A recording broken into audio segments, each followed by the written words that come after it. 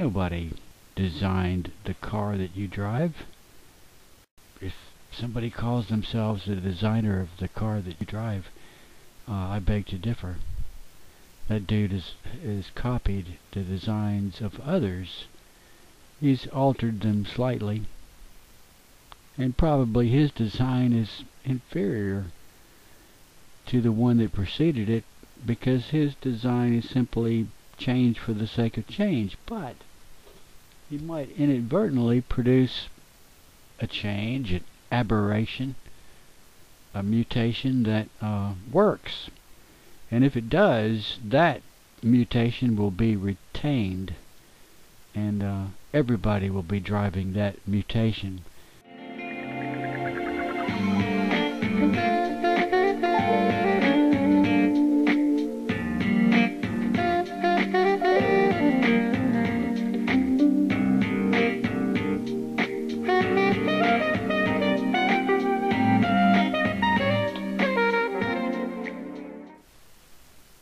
The pelvic bone. Now, Elvis was called Elvis the Pelvis because he gyrated his pelvis when he danced. And if you've ever seen a wide-hipped woman walking, she seems to prance. You know, she goes swishy swashy, swishy swashy, you know, as she walks. Is she doing it on purpose? No. No, her pelvic bone is wider.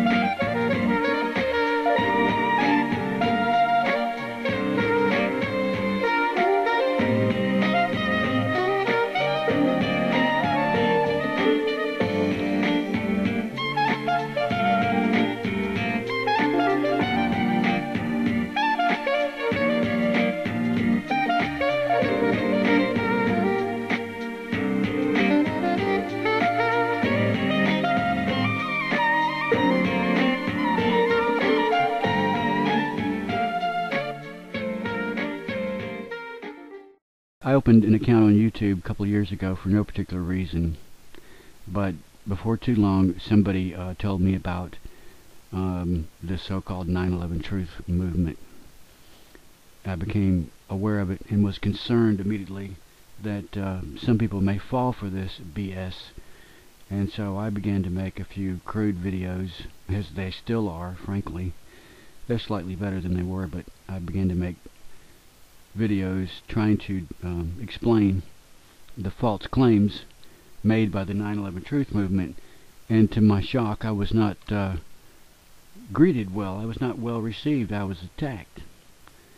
And then also, to my dismay, my attackers obviously were not pursuing the truth. My attackers were propagating a lie, and as soon as you point out one lie, if you refute it decisively, they simply morph the lie in another direction and keep going with their conspiracy theory.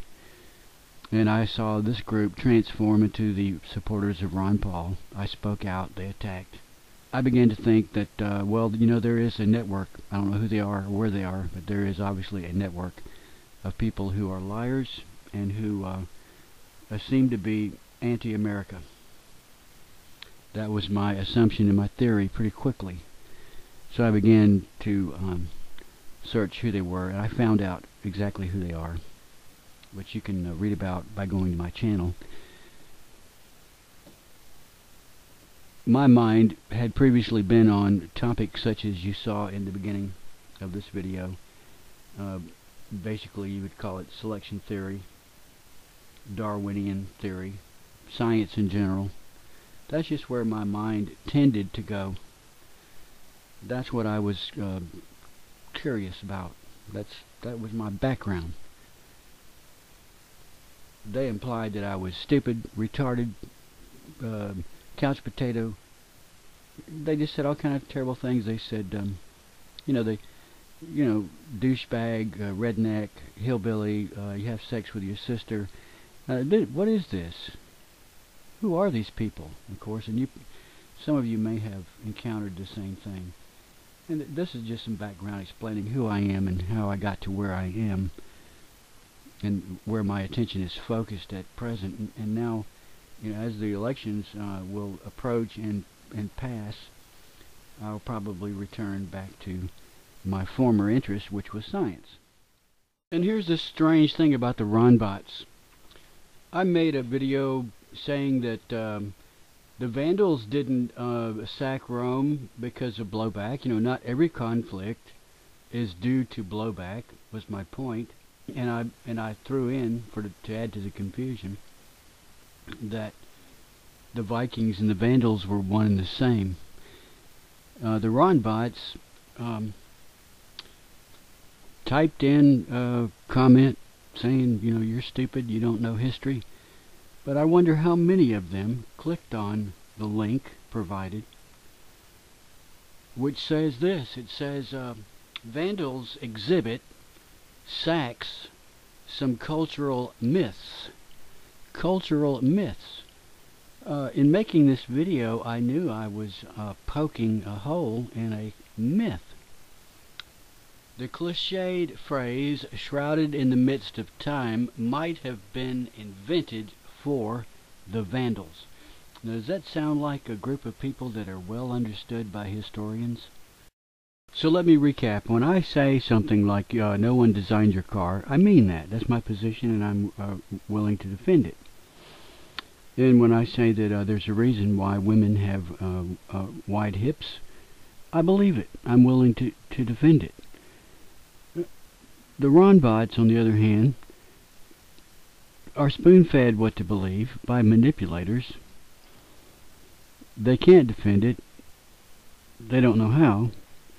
But somehow they got the idea that they ought to smear anybody who would dare speak against their cause.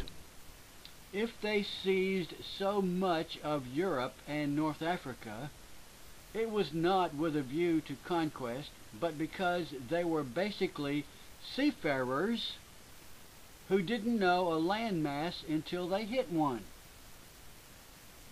Hulton, born in Sweden in 1924, is probably the most admired international museum director in recent memory. He has an appallingly shiny reputation. A member of Britain's backbiting art establishment once said. His Vandals show is, he agrees, based largely on conjecture, but he thinks honest inquiry is as worthy as fact and a lot more fun. I couldn't have done this if I had been employed because it might have damaged my institution.